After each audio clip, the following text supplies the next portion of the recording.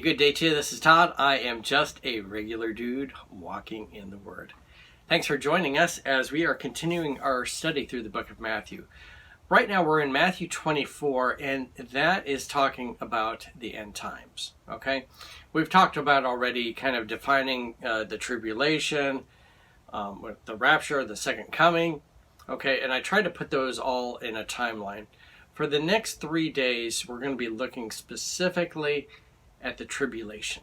Okay, the tribulation is a 7-year period that if you're like me and you believe in the pre-tribulation rapture, then these events won't happen to us Christians or the church because we will be raptured. Okay, but these events will happen. Okay, and it's really to bring the nation of Israel to Jesus. Okay, to refine them really. And then the second coming will be after that. Okay, so again, this is the tribulation we're talking about, that 7-year period that we as Christians won't go through. Now, some people believe in the mid-trib, not too many, but and then some are post-tribulation rapture, which doesn't quite make sense because you go through the tribulation, and some people would say the tribulation is happening right now, which I disagree with. These are birth pains, and you can see the tribulation is coming really soon. But what you would see is, if you believe that way with the post trib, you would go through the tribulation. If you survive the tribulation, you'd be raptured and then immediately come back down with Jesus in the second coming. So up and down.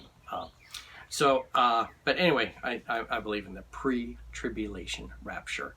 So we won't be here, but these are important verses for us to understand. So this is going to be taken into 3 parts today. Not today, but the next 3 days. So today I'm going to be reading, this is the tribulation part 1, Matthew 24 verses 4 through 8. Okay? It says this: Jesus answered, "Watch out that no one deceives you, for many will come in my name, claiming I am the Messiah, and will deceive many. You will hear of wars and rumors of wars, but see to it that you are not alarmed. Such things must happen, but the end is still to come. Nation will rise against nation, and kingdom against kingdom. There will be famines and earthquakes in various places, and all these are the beginning of the birth pains." Okay. So as I read through that, you're thinking to yourself, Todd, you just read about all these things happening, that false messiahs are going to come, people saying, I am the Messiah, which is happening today, okay? And then I read also about there's going to be wars and rumors of wars, okay? And that is happening today in a big way, okay? And then also I read about there will be famines and earthquakes. And again, that is happening today, okay? All those things might be happening today worse than ever before. But you got to keep you got to take the whole thing into context here. Verse 9 says, all these are the beginning of the birth pains, okay? So let's go back to when a woman has a baby, and she goes into labor. It's not immediate. It's not like she starts to have the labor pains and then like, I've got 2 seconds, before the baby comes out. It's not that way.